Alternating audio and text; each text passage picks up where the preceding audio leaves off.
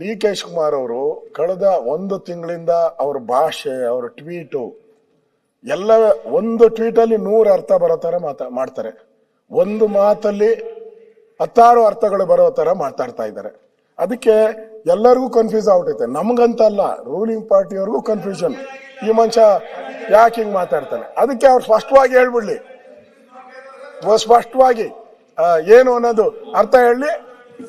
ಈಗ ಅಶೋಕ್, ನೀನು ಬಹಳ ಸೀನಿಯರ್ ಇದೆಯಾ, ಬೇರೆಯವ್ರಕ್ಕಿಂತ ಪಾಪ ಸೀನಿಯರ್. ನಿನ್ಗಿಂತ ಒಂದು ವರ್ಷ, ನಿನ್ಗಿಂತ ಒಂದು ಜೂನಿಯರ್ ಸೀನಿಯರ್ ಇದೆಯಾ? ಇಲ್ಲ, ನಿನ್ಗಿಂತ ಒಂದು ಟರ್ಮ್ ಕಡಿಮೆ ಇರ್ಬೋದು, ಬಟ್ ಇವರ ಸೀನಿಯರ್ ಪಾಲಿಟಿಷಿಯನ್.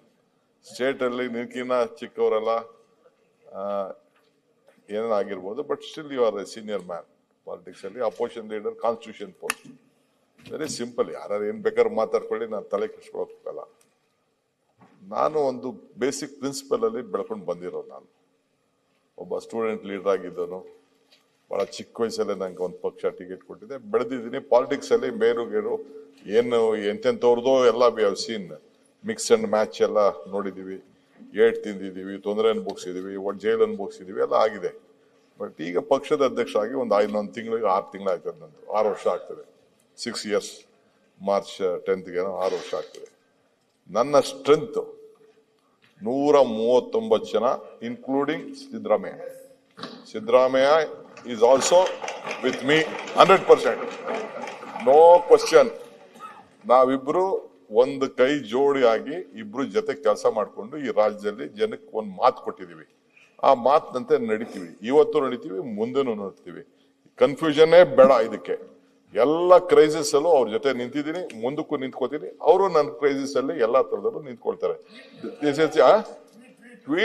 ಟ್ವೀಟ್ ನೀವು ಯಾವ ರೀತಿ ವಿಚಾರ ಮಾಡ್ಕೊಳ್ತೀರೋ ನಿಮ್ಗೆ ಬಿಟ್ಟಿದ್ದಷ್ಟೇ. ಕೆಲವರೆಲ್ಲ ಟ್ವೀಟ್ಗಳು ನಮ್ಮ ಆಫೀಸ್ಗಳಲ್ಲಿ ಮಾಡ್ತಾರೆ, ನಿಮ್ಮ ಆಫೀಸಲ್ಲಿ ಮಾಡ್ತಾರೆ. ಬೇಡ, ಏನ್ ಬೇಡ. ನಥಿಂಗ್. ಪೇಷನ್ಸ್ ಅಂದ್ರೆ ಸುಮ್ನೆ ಹಂಗಂತ ಯಾರು ಮಾತಾಡ್ತಾರೆ ಅಂತಕ್ಕೆಲ್ಲ ಉತ್ತರ ಕೊಡಕ್ ಆಗಲ್ಲ. ಯಾರು ಏನ್ ಮಾತಾಡ್ತಾರೆ ಅದಕ್ಕೆ ಏನ್ ಇಲ್ಲಿ ನಂಬರ್ ಮೇಲೆ ರಾಜಕಾರಣದಲ್ಲಿ ನಿಮ್ ಪಾರ್ಟಿಲಾಗ್ಲಿ ನಮ್ಮ ಪಾರ್ಟಿಲಿ ತೀರ್ಮಾನ ಮಾಡಲ್ಲ, ಪಕ್ಷಗಳು ತೀರ್ಮಾನ ಮಾಡ್ತಾರೆ. ಈಗ ನಿಮ್ಮಲ್ಲಿ ಎಷ್ಟೋ ಜನ ಚೀಫ್ ಮಿನಿಸ್ಟರ್ಗಳು ಚೇಂಜ್ ಆದ್ರು, MLAಗಳು ಚೇಂಜ್ ಆದ್ರು, ಒಂದೇ ಸತಿ ಎಂಟೈರ್ ಕ್ಯಾಬಿನೆಟ್ ಶಫಲ್ ಆಗಿದ್ರು. Politics it is an art of possibility. So ನಾನು ಏನ್ ನಂಬಿದ್ರು ಗೊತ್ತಾ, one man with courage makes A majority ಅಂತ. ಒಬ್ನೇ ಸಾಕು. ದೃಢವಾದಂತ ನಿಲುವು, ಸಂಕಲ್ಪ ಇಟ್ಕೊಂಡು ಧೈರ್ಯ ಇದ್ರೆ ಸಾಕು. 140 ಜನನೂ ಇರ್ತಾರೆ, 140 ಇನ್ನ ಜಾಸ್ತಿನೂ ಆಯ್ತದೆ. ಸೊ ನೋಡೋಣ, let us see on 28. Sir, ನಿಮ್ಮ ಸ್ಟ್ರೆಂತ್ ನೀವು ಹೇಳ್ತಾ ಇದ್ರಿ 136 ಜನ ಇನ್ಕ್ಲೂಡಿಂಗ್ ಮುಖ್ಯಮಂತ್ರಿ ನಮ್ಮ ಸ್ಟ್ರೆಂತ್ ಅಂತ ಹೇಳಿದ್ರಿ. ಆದ್ರೆ ಹಿಂದೆ ಇದೇ ಸದನದಲ್ಲಿ ನೀವು ನಿಮ್ ಸ್ಟ್ರೆಂತ್ ಬಗ್ಗೆ ಮಾತಾಡಿದ್ರಿ.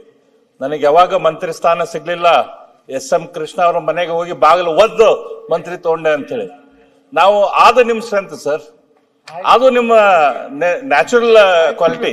ಮಾತಿಗೆ, ಅಶೋಕ್ ಮಾತಿಗೆ ನಾನು ಜಗ್ಗಲ್ಲ, ತಲೆ ಕೆಡಿಸ್ಕೊಬೇಡ.